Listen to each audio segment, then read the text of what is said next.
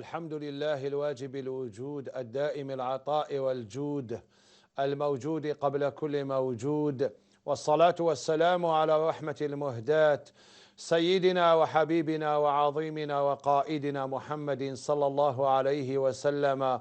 ملأ العلا بكماله، كشف الدجى بجماله، عظمت جميع خصاله. صلوا عليه وآله. صلى الله عليك يا سيدي يا رسول الله. اتصلت إحدى الأمهات المسلمات الجزائريات المقيمات في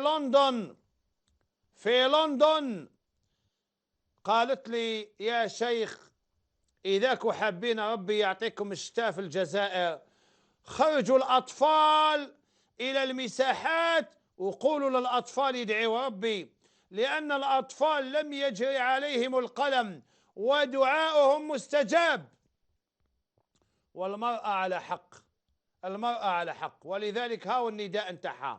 أنا مدبية وزارة التربية يديروا نهار يديوا أطفال المدارس الابتدائيات والمتوسطات، يدوهم يقولوا لهم غدوة راحوا متوضئين توضاوا، ويدوهم بالملايين والآلاف المؤلفة يدعوا ربي الدعاء نتاعهم مستجاب، لأن هؤلاء لما يفدوا يديهم ويقولوا له يا رب يقول لهم لبيك عبدي لبيك عبدي. واحد النهار كانت الجزائر في محنة، ودعيت ربي سبحانه باش يطفي هذه الفتنة، وجبت معايا 11,000 يتيم، 11,000 يتيم في الملعب تاع 20 أوت. السكان تاع بالوزداد يشفاو 11,000 يتيم في نهار واحد. هدينا لهم هدايا، واحد المحسن أعطانا هدايا، جاب لنا حوالي 50,000 هدية في نهار واحد. لا يمنع 11,000 يتيم ورفدوا يديهم ودعوا ربي باش تطفى الفتنة في الجزائر، وطفاها ربي. أزفت الآزفة ليس لها من دون الله كاشفة. ملا إذا حب جشتا المرأة المسلمة الجزائرية من لندن تقترح عليكم إخراج الأطفال لدعاء الله، وربي يستجب دعاء الأطفال. حسبنا الله ونعم الوكيل، حسبنا الله ونعم الوكيل.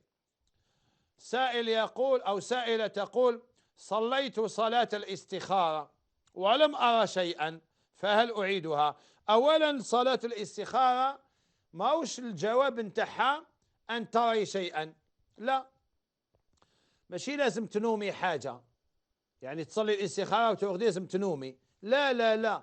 الاستخارة انتيا ما دعيتيش ربي باش تنومي، دعيتي ربي باش ييسر لك أمرك. يا أخي أنت قلتي في الدعاء: اللهم إن كان هذا الأمر خير لي في ديني ودنياي فيسره لي. التيسير، وشنو هو التيسير؟ التسهيل.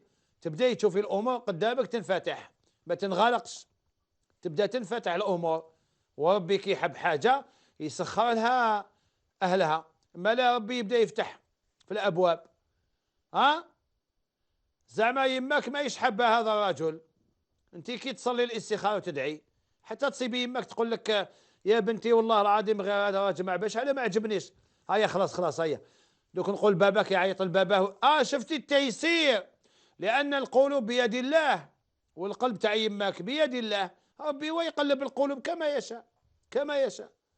واحد يكون ما يحبش واحد يولي يحبه، فهمتها ولا كيف؟ القلوب بيد الله.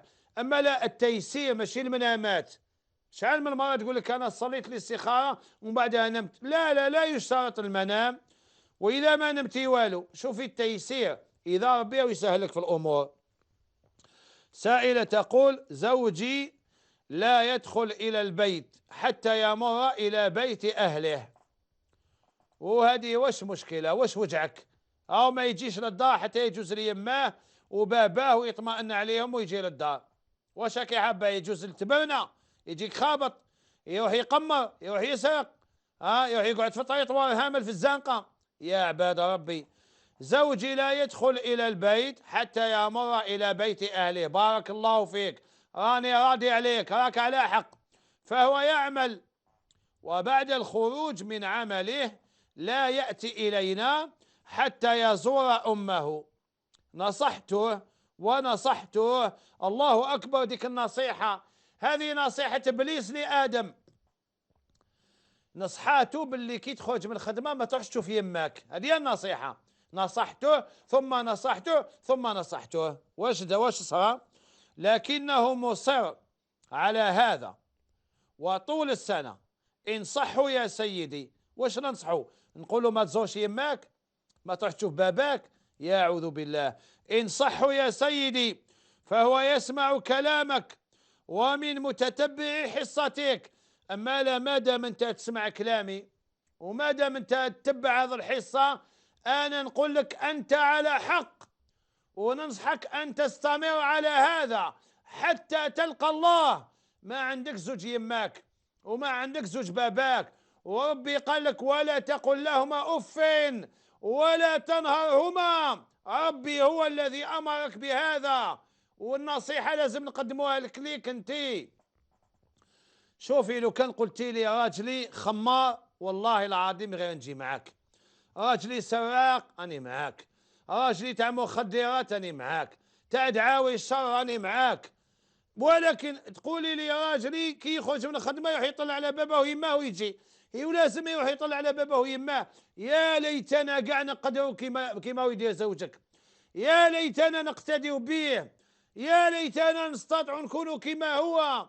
احنا رانا نبكيو ونحزنوا كي نقعدوا يامات يومين ثلاثة أربعة باش واحد يقدر يشوف يماه.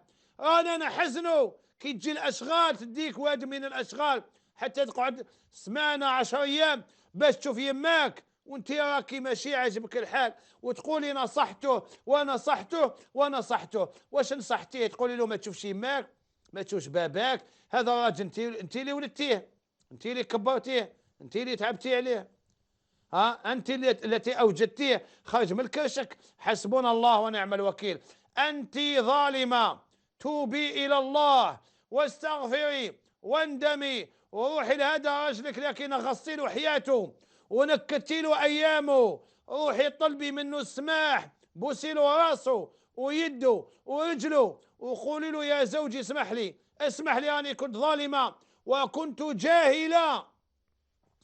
يا سبحان الله، ماشي عاجبها الحال.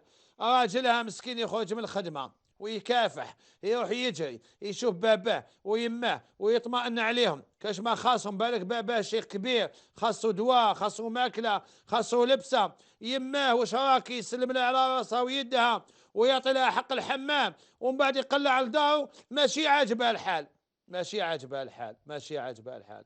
ولو كان يبليك ربي، لو كان يبليك ربي وهذا الراجل يولي كي يخرج من الخدمة يروح يصرف أمواله في بيوت الزنا، في الخمارات.